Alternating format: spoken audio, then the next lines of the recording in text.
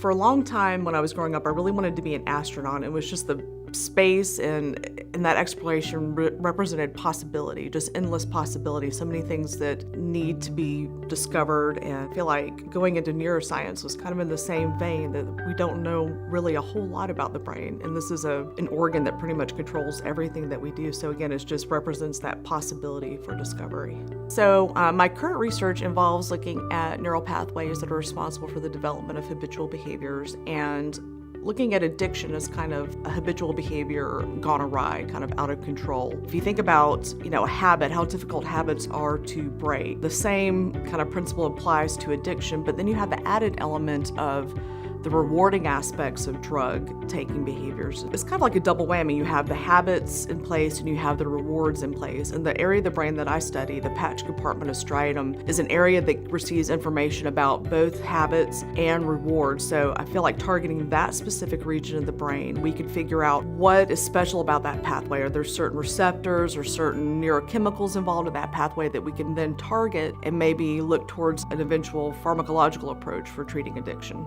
I've always been, and people ask me, why do you do addiction research? Is it that, you have something, some experience with addiction or something like that, which it just comes down to our brains are kind of primed and set up for this type of addictive behavior. We have pathways in our brain that are responsible for mediating natural rewards, things like food, social interaction, sex, things that our brains interpret as rewarding and are responsible for us propagating and existing as a species. But drugs of abuse really target that pathway and exploit it in a way that all of a sudden our behavior, when you're talking about addiction, becomes very focused on repeating that drug-seeking behavior over and over and over. So it was just really interesting to me that our brains are set up for this type of behavior, even though we may not even encounter, a drug of abuse in our entire lifetimes, we have the machinery in place that can easily be exploited. So I always thought that was kind of interesting and unusual. So this grant that I just received, I just found out a couple weeks ago that the NIH and the National Institute of Drug Abuse was going to fund this grant.